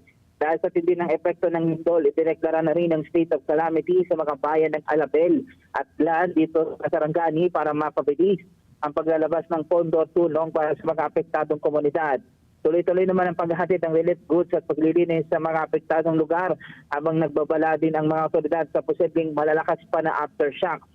Kahit din ng mga residente na sumunod sa pag-aabiso ng mga lokal na opisyal at manatiling alerto. Nelson, Ricky, ay kanina ay habang tayo papasok dito sa bahagi ng Glan Sarangani, medyo nagkaroon na ng kahirapan ng kaunti, no, dahil sa may mga kalsadang uneven na yung semento o yung iba naman ay halos hindi na madaanan pa. Tuloy-tuloy naman yung pag-check ng mga tauhan din ng DPWH dito sa mga tulay sa bahagi ng Glan Sarangani na isang sa lubhang naapektuhan ng 7.8 magnitude na lindol. Yan muna latest mula rito sa bahagi ng Glan Sarangani. Balik sa inyo. Nakakaranas pa ba kayo ng aftershock? May mga pagyanig pa kayong naabutan dyan, Erlo? Nelson, medyo kanina madaling kapag ang alas 2 ng madaling araw, talaga namang magigising ka doon sa lakas ng aftershock, ano? Talagang inuga yung mismong tinutuluyan namin at mga ilang segundo lang, hindi naman na siya naulit muli. Pero may mga instances na nagkakaroon ng aftershock sa ilang mga pagkakataon, medyo may mahina, medyo may malakas ng kaunti, na para bang may lindol na naman na another na malakas na mararamdaman ka kapag nandito ka sa lugar mismo, Nelson. Oo, malakas pa pala yung aftershock. Pero yung mga palengke, halimbawa yung bilihan ng pusit, dried pusit, yung mga... Ay, iba yung gusto mo doon. May bukas naman. Nelson, bukas naman. Pero yung ilang grocery store establishment ay sarado kasi yung iba na talagang na total wreck. Yung iba ay walang kuryente habang yung iba ay medyo delikado na kung magkakaroon ulit ng aftershock. Baka bumagsak din, Nelson. Alam mo, dahil bukas yan, alam mo nang gagawin. Life goes on sa kanila, no? Business as usual. Alam niya yung gagawin niya. Ikaw nga, wala kang pasalubong sa aking pinakurat, hindi, na sukang Iloko o kaya bagnet pa lang. Pero ito, Erlo, isang tanong lang, ikatlong araw na pagkatapos ng lindol, ano yung nakikita mong pinakamalaking hamon na kinakaharap natin dyan ngayon sa Mindanao? Problema ba sa tubig? Problema ba sa mga dinaraanan na kalsada?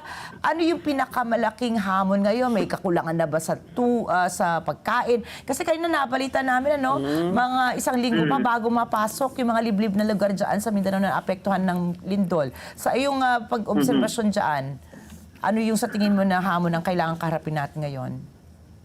Ricky, yung isa sa medyo malaking challenges na kakaharapin ng mga kinaukulan, yung pagtungo doon sa looban, yung mga barangay na talagang apektado ng lindol. At actually, kinukonsidera na rin ng lokal na pamahalaan, baka gamitan na ng helicopter yung mga lugar talagang hindi mapasok ng sasakyan para makapaghatid na rin ng tulong na pagkain doon sa mga residente. May mga areas kasi na isolated pa as of this moment, pero ginagawa na rin daw ng paraan ng kinaukulan para maklir yung mga daanan at makakarating na rin yung mga kinakailangan na tulong, Ricky. Okay. Mag-ingat ka dyan, Erlo, at antabayanan namin buong araw ang iyong mga updates. Okay? Ingat ka, Nelson. Ay, Nelson. Yung aming Earl. Erlo. Abangan natin yung pusit. dried pusit. Oo. Pero sana, abangan ka na namin dito, ha? At again, Bring home the pusit. Bring home the pusit. Pero mag-charge ka muna ng cellphone mo para matawagan ka namin mamayang gabi rin sa Mata ng Agila. Ayun. Thank you, Erlo. Maraming salamat sa iyo. Alright. Maraming salamat, Erlo. Time check po muna tayo, 9:31 ng umaga at tuloy-tuloy pa rin po ang ating pagbabalita. Walang nakikitang foul play ang pulisya sa pagkalunod ng mga basketbolista ng Ateneo na sina Rene Clert Baterbonia at Divine Adilim sa karagatan ng Dipakulaw, Aurora. Pero hindi kumbinsido dito ang ina ni Baterbonia. Training anya sa basketball ang sinalihan ng kanyang anak at hindi military training. Sinabi ito ni Rovelina Baterbonia matapos malaman na may mga pasa sa katawan ang kanyang anak. Nalaman din niya na nilagyan ng 20 kilong pabigat na bato sa paa at kamay ang kanyang anak habang pinalalakad ito sa dagat. Ikinadismaya rin ng ina ng basketballista kung bakit wala man lang nakapagligtas sa kanyang anak, gayong marami itong kasama sa sinasabing training.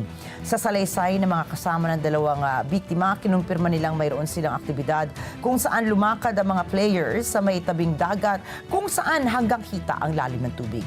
Inamin nilang napunta sila sa malalim na parte ng dagat pero aksidente nila ang nangyari. Nakikipag-ugnayan ang Ateneo sa National Bureau of Investigation ng Philippine National Police Criminal Investigation and Detection Group para sa proseso ng otopsiya kay Baterbonia. Hiniling naman ng pamilya ni Adili na maiuwi ang labi nito sa Nigeria. Nelson, ito talagang nakakalungkot ito bilang isang magulang talaga. Itong batang ito ay taga Davao no? Yung isa naman taga Nigeria at umaasa sila na maganda ang kanilang magiging buhay dito sa Maynila. Kaya Magagaling na player yan. Oo. Star player yan. Oo, MVP pa nga yung isa. Kaya ito nga po ang nakakalungkot. Hindi ata yung training talagang ginawa eh. May mga lumalabas na nga po na is it a training or is it hazing? Ayun na Training talaga. Training po talaga. Kasi hindi pero, naman sila fraternity. hindi sila fraternity. Pero yung nangyari nga Matindi. po, matindi nga daw. At ito pa, nagkaroon na ng parallel, naglusad na po kayo ng umaga ng parallel investigation, yung LGU dyan. Kasi supposedly pala, kapag merong activity sa katubigan dyan sa parting iyan, Coast Guard. dapat po nakikipag-coordinate yung resort o yung tama. hotel sa LGU kasi talagang malakas po yung current. At isa po yan pala sa pinakamaraming aksidenteng nangyayari. Kaso lumalabas po ngayon sa preliminary investigation na walang koordinasyon nangyari. So ngayon po may parallel investigations na. Pero ayun na nga po, kahit po yung Philippine Sports Commission, UAAP, nagkaroon na rin po siya, mag-launch na rin po siya ng query, ng investigation po. Hinggil po dito sa nangyari. Kasi pwede rin po pala na ito ay hindi school-sanctioned activity. So, talagang malaliman po ang investigasyon. But at the end of the day, ang panalangin po natin ay magkaroon po ng hustisya. Ayan, kung talaga may foul play na naganap.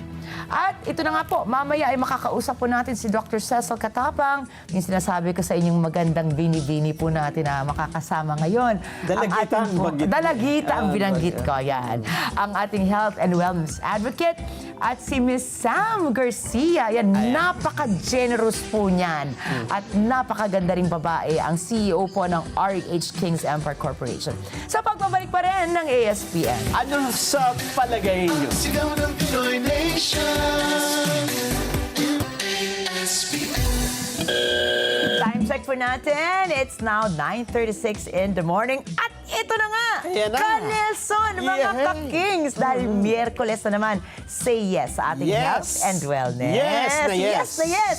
Ikaw ba, Ka-Nelson, na-try mo na ba? Well, sinabi mo na nga, na-try mo every na day, O, I di ba? take, Ano po ang experience nyo dito sa Kings Herbal? Ilang beses ba kayo lumaklak niyan? Sabi mo, nire-recommenda ba naman sa akin ni Ka-Nelson na isang bote daw Isang inumin ko bote sa isang araw. Pagka nagsisimula ka. Tapos pagka regular na, once, twice, ganun, thrice a day. Ayan po ba ang sikreto ng inyong kapugian? Yan, no? Pampano yan. Nakakabata tignan.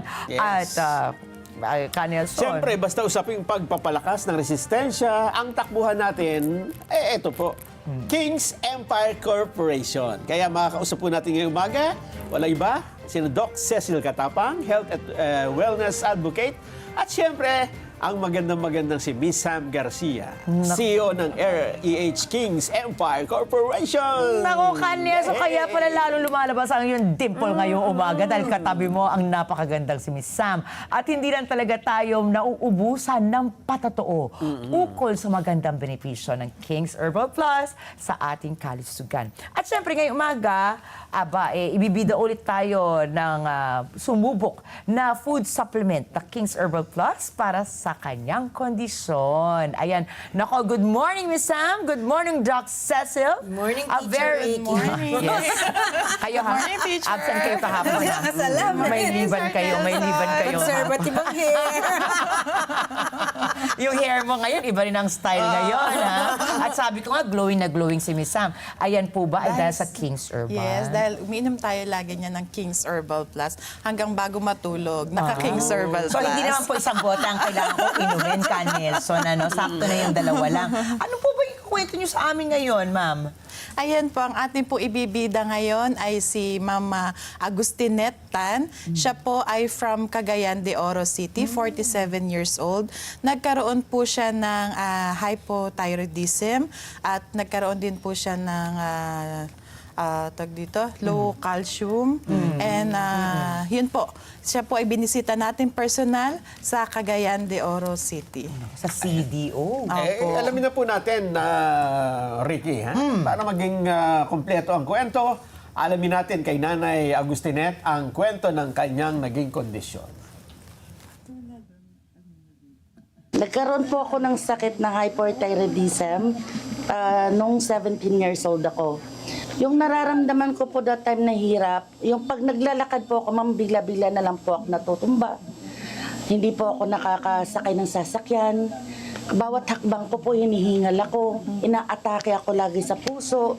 Nagkakaroon ako ng seizure, namumutla, walang ganang kumain. Tapos, lahat po ng hirap talaga, lalo na sa pag umaalis ako kasi nag-aaral ako that time eh. So, pag pumupunta ako ng eskwelahan, kasi graduating student po ako that time, hindi ako dahil lumuluwa din yung mata ko. Lumuluwa. Ang laki ng mata ko, ang laki ng liig ko. Tapos pumapayat ako. Hingal na hingal ako sa lahat ng kilos ko. At nagkaroon ako ng maintenance na maraming gamot at saka yung sakit sa likod dahil sa calcium ko. Bumababa po yung calcium ko. Hanggang nagpa-opera. 27 years old ako nagpa-opera ako sa thyroidism doon po sa abroad kasi wala po talaga akong kakayahan magbayad po dito sa Pilipinas. Nako, yun naman pala ang kwento niya. Nako, marami po ang may hyper and hypothyroidism sa Pilipinas. Ha? Actually, within our family, may kakilala na rin nga po ako. So, ikaw mismo, meron po.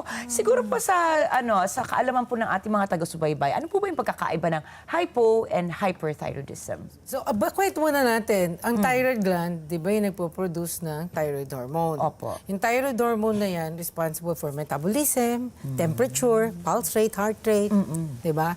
So, importante talaga siya. So, very important. So, pag may problema dyan, pag dumami ang hormone na thyroid, hyperthyroidism. Pag bumonti ang hormones ng thyroid, hypothyroidism.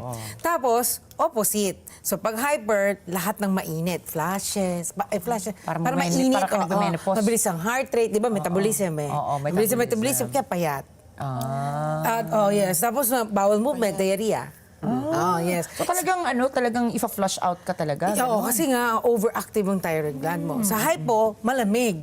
Kaya yung mga palm niyan, mga talampakan, malamig, mabagal metabolism, mataba, ang hyper ay payat.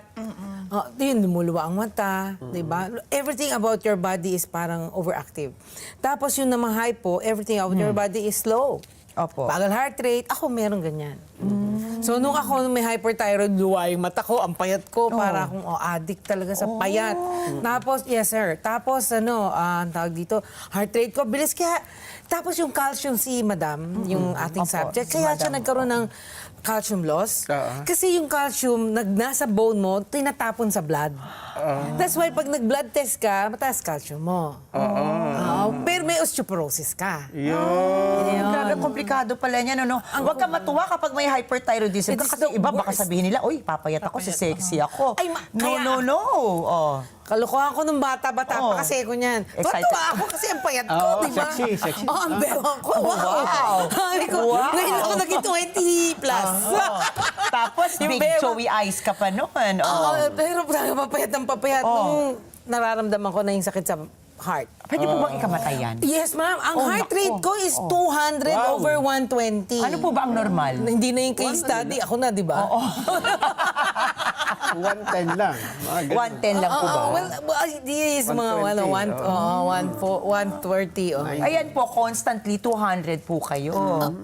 Well, at that time. At the time, So, and then at which time, madali ka mapagod kasi nga overwork yung heart mo. And that is the reason why may hyperthyroid, magkakaroon sakit sa puso. Di ba si Nabanggit nga po nung sa case study natin na lumuluwa yung mata. nitong si nanay at lumalaki ang leeg, namumutla, baba rin ng calcium, hirap Ayun, maglakad kwenta at na. natutumba. Ayan nga po ba yung mga senyales ng hyperthyroidism? Yes, typical. Pareho kami ni Madam. Ni Madam Agustinette. Oo, naku. Pangalan lang niya Agustinette, ako Cecil. Oh, pero, siguro, ayan po ha, tandaan nyo, hindi porket payat. Ibig sabihin, maganda na. Talagang nakakamatay po yan. Aanhin mong pagiging payat kung nandun ka na 6 feet under the ground. Doktor, tuwan-tuwa, payat ng hyperthyroid. Doktor ka na nun, Nung lumaluwa na mata ko, papacheck up na. Nako, yan. Pero eto mga ka-kings, after daw maoperahan ni Nanay Agustinette, talagang nanghina raw siya ng tuluyan at hindi na nga makakilos at tumamlay. Hindi na bumalik ang dati niyang sigla. Naku, mahirap pala yan.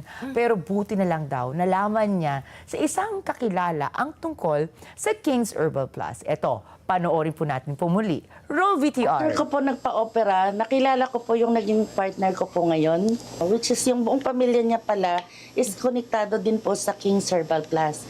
So doon nila inintroduce sa akin na ganito yung King Herbal Plus, magaling to para sa'yo, ganyan.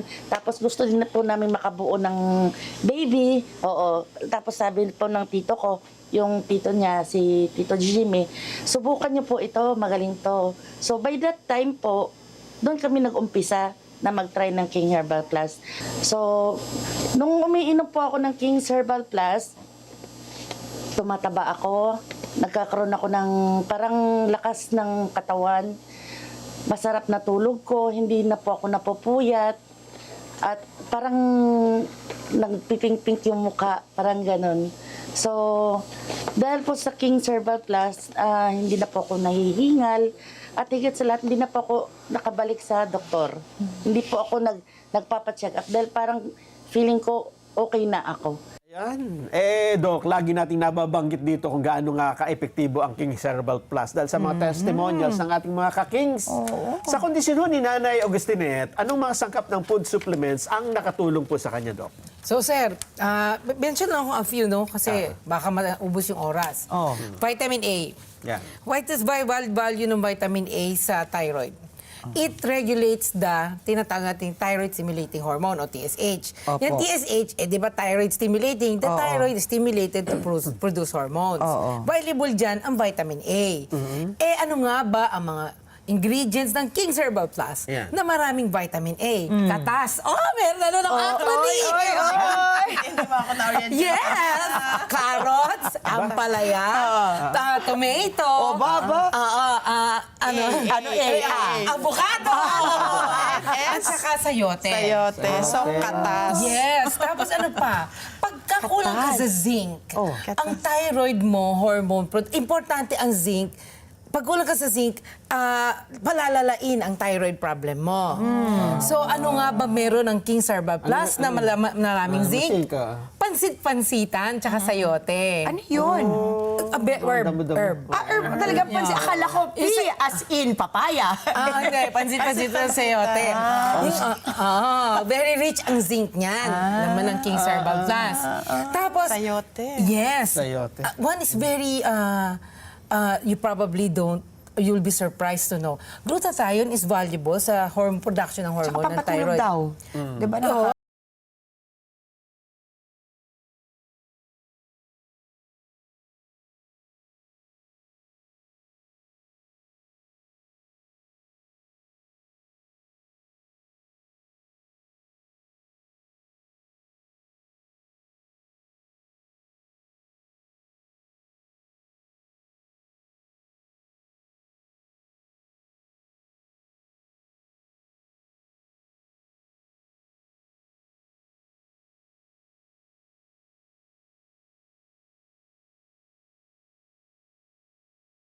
Pero importante, hindi natin alam, maraming hindi may alam.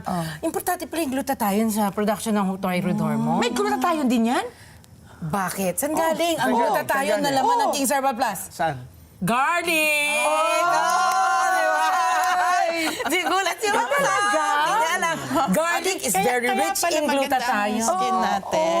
Exactly. Yes, Kaya diba? hindi ka magtataka kung bakit pati kutis mo gumaganda sa King's Herbal Yung Plus. pala- Dahil sa garlic. Oo, so pwede pala kataz. Ilagay mo na si S and Z, sa zinc, sa Sige na nga, kataz. kataz. Oh, ayan. Ay, So naku. these are the ingredients that supported the journey ni Miss Agustini sa paggaling niya sa kanyang thyroid problem. Nako, naggaling-galing Yung King's naman. Herbal, diba? For now pa lang yan ha, kasi syempre ang dami pa niyan na marami pang supplements, ingredients Oo, yan. so, Kataz, yung antioxidants. kataz pa lang ang nalalaman nyo, plus pansit-pansit. Ito pa, malaki po talaga ang pasasalamat ni Nanay Agustinet sa King's Empire Corporation. Dahil sa ngayon, patuloy ang kanyang maayos na pangangatawan at malakas na resistensya. At may love life pa. Roll VTR. Ang King's Herbal Plus po, ito po ay nagdudulot sa akin ng kaginawaan. Ang laki po nang naitulong niya sa akin, lalo na sa pang-araw-araw kong hanap buhay. So, kailangan ko po ng resistensya, kailangan ko po ng lakas, ayoko pong magkasakit. Kaya sa tulong po ng King Herbal Plus, ako po ay naging okay ngayon. Eh, nako, kaya naman po, siguradong wala na mas okay pa sa mga hardcore promotions, mga massive packages, ang King's Empire Corporation. Kaya, Miss Sam, isa-isahin ulit natin ang mga halos pamigay na nga ng mga deals para po sa ating mga ka-Kings. Opo, ayan. Dahil malapit na po ang ating 7th anniversary ng King's Empire Corporation, ang ating pong 1 milyong pasasalamat, raffle promo ay Balik Lakas, Balik Sigla, Raffle Bonanza 2026 ay nagsimula po yan noong March 3 hanggang November 30, 2026. At paano po ba sumali sa ating 1 milyong pasasalamat raffle promo? Simple lamang po, bumili lamang po ng isang bottle ng King's Herbal Plus 1,000 ml for only 1,000 pesos. Equivalent na po yan sa isang entry. Or dili naman po kaya, bumili po kayo ng 3 pouches of Empire Coffee for only 1,000 pesos only. Equivalent din po yan sa 1 entry. Or 3 pieces of Scents by Savalgar for only 1,000 pesos. Equivalent din po yan into 1 entry. Plus, meron po tayong 26 lucky winners na pwede pong manalo. So, ang mga papremyo po natin dyan sa ating 1 milyong pasasalamat, meron po tayong 5 winners ng cash prizes mula po sa ating pinaka-grand prize na 500,000 pesos. Wow. Meron po tayong 2 major prize na 200,000 at 150,000. Meron din po tayong minor prize na 100,000 to 50,000 pesos. Plus, meron pa po tayong consolation prizes na meron pong 21 lucky winners na makaka-receive po ng business package, ng 7 Prince starter package at 7 Princess starter package. At syempre, meron din po tayong 7 lucky winners na makatatanggap ng 3 bottles of King's Herbal Plus. Wow. Kaya po sa mga gusto pong manalo, ano pa po ang iniintay nyo? Pumunta na po kayo sa pinakamalapit na Empire branches o kaya naman po magpunta sa mga authorized members po natin, dealer, distributors, Empire Depot, at syempre po sa lahat po ng mga leading drugstores, kagaya po ng Mercury Drugstores, Watson's Pharmacy, South Star Drug, at Rose Pharmacy, at iba pa pong mga local drugstores na authorized po na magbenta ng King's Herbal Plus. Kaya ano pa po inaantay nyo? Tayo na pong bumili at makasali po sa ating pasasalamat, 1 milyong pasasalamat raffle bonanza. Galing naman. Di ba, Nelson, ipunin na natin yung ating mga karton ng King's Herbal. At huwag mo nang hintayin magkasakit ka. Ayun na nga Kasi yung mga sinasabi ni binabanggit Nelson nilang kanina. may sakit, deficiency na yan eh. O nagkulang na sila ng mga vitamins and minerals eh. Ba't mo hihintayin? Mag-ano ka na, di ba? Kumbaga laban, as my mommy always says, an Yes. ounce of prevention is better than a pound of cure. Imagine, sa umaga lang, sabi nga ni Pat, umiinom talaga siya isang shot niyan, maliit lang. Tuwing umaga bago siya mag-coffee. So ako, gagayahin ko yan. Dahil 2 beses ako nagkakape, umaga at gabi, 2 beses ko rin siyang iinumin. Ako, i-case study ko naman ang sarili ko. Excited na ako kasi tingnan mo si Miss Sam. Napaka-glowing ng kanyang skin. O, di ba? Siyempre, dahil yan sa... Beauty is it? Dahil lang King's Empire Corporation, hindi lang pangkalusugan. Siyempre, meron din po tayo hatid na pangkagandahan. Ay, di ba? Ako nakanini ako. Nini. At sa mga nagnanais po maging blooming nga, at the same time, nais makatipid. Wait, there's more. Miss Sam, take it away. Ayan, kaya nga po sabi natin, hindi lang pangkalusugan, meron din tayong hatid na pangkagandahan at hatid po yan ng Nini Beauty Essential Exclusive Bundle Deals. Enjoy our exclusive bundle deals on your favorite Nini Beauty Essentials products. Perfect yan sa pang-araw-araw na beauty, skincare, essentials, sulit na sulit sa presyo.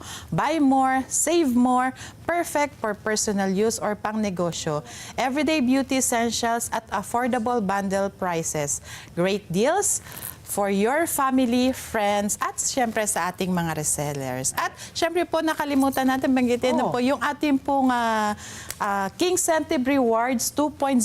Ano po yan? Nagbabalik po yan. Ano yan? Yan naman po ay reward natin para sa ating mga masisipag na mga katuwang na distributors, dealers at Empire Depot. Mga members po natin sa direct selling distribution.